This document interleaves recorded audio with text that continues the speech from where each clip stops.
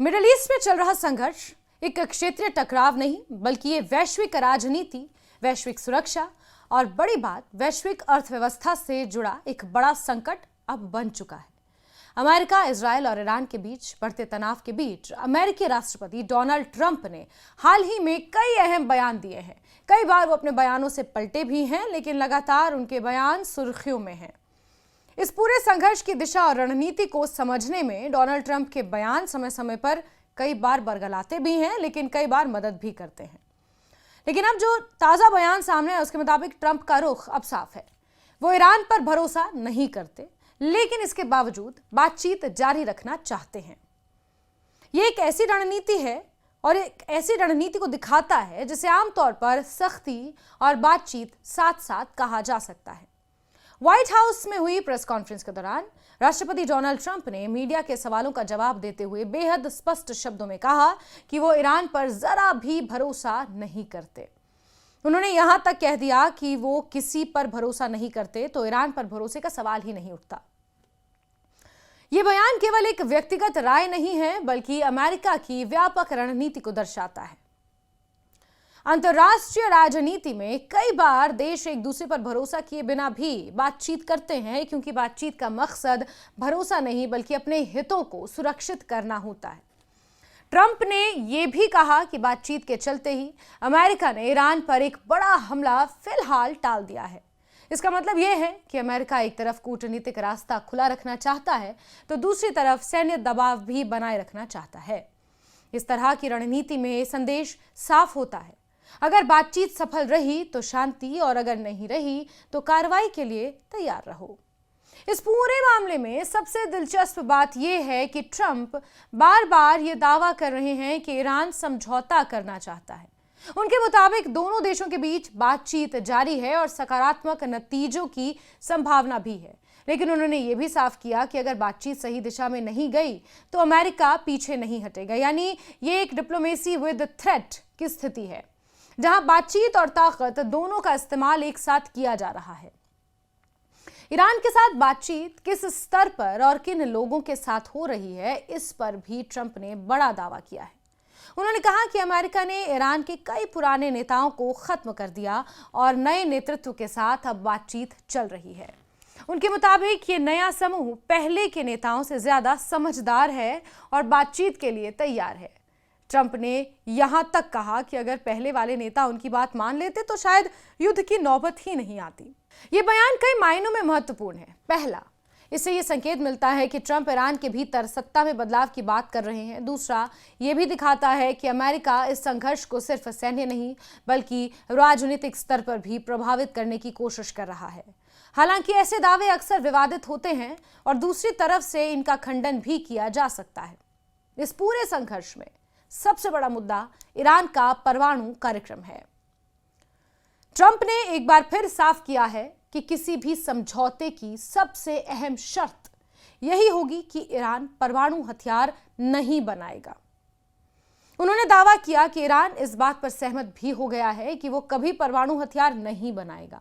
हालांकि इस दावे की अभी स्वतंत्र पुष्टि नहीं हुई है और ईरान की ओर से इस पर कोई आधिकारिक प्रतिक्रिया सामने नहीं आई है। यानी कि जो डोनाल्ड ट्रंप दावा कर रहे हैं कि ईरान इस बात पर सहमत हो गया है कि किसी भी तरह कोई भी परमाणु कार्यक्रम आगे नहीं बढ़ाएगा, इस पर ईरान की तरफ से कोई भी ऑफिशियल स्टेटमेंट नहीं आया है। ईरान इससे अग्री करता है या डिसअग्री करता है, ईरान की तरफ से अभी तक पत्ता नहीं खोला गया है।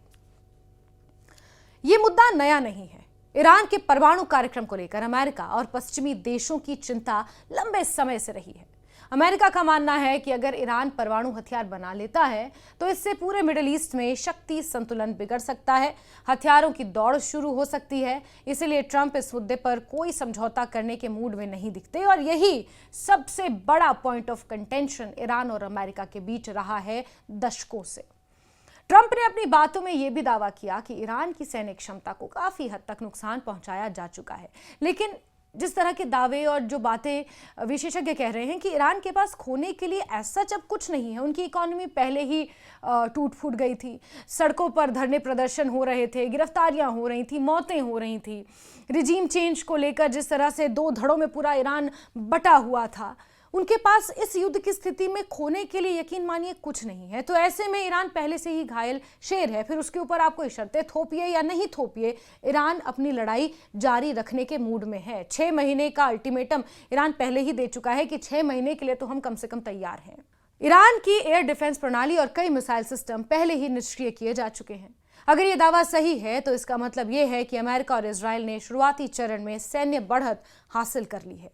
लेकिन इसके बावजूद युद्ध खत्म नहीं हुआ है। इसका कारण यह है कि ईरान भी जवाबी रणनीति अपना रहा है और क्षेत्र में तनाव लगातार बना हुआ है। ट्रंप ने यह भी खुलासा किया है कि अमेरिका एक बड़े बिजली उत्पादन संयंत्र को निशाना बनाने की तैयारी में था, लेकिन बातचीत को ध्यान में रखते हुए उस हमले को फिलहाल टाल दिया गया।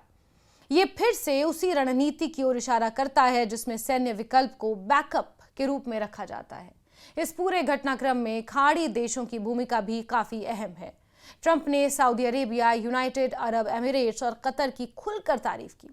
उन्होंने कहा कि इन देशों ने बेहद कठिन परिस्थितियों में भी संयम और सहयोग का रुख अपनाया है, जबकि वो खुद भी मिसाइल और ड्रोन हमलों का सामना कर रहे हैं। इन देशों की भूमिका इसलिए महत्वपूर्ण है क्योंकि ये मिडिल ईस्ट में अमेरिका के प्रमुख सहयोगी हैं और वैश्विक ऊर्जा सप्लाई में भी इनका बड़ा योगदान है। अगर ये देश स्थिर रहते हैं और सहयोग करते हैं तो इससे पूरे क्षेत्र में हालत को संभलने में मदद मिल सकती है। दूसरी तरफ ईरान द्वारा इन देशों को निशाना बनाने की खबरें इस बात की ओर इशारा करती हैं कि संघर्ष का दायरा बढ़ सकता है।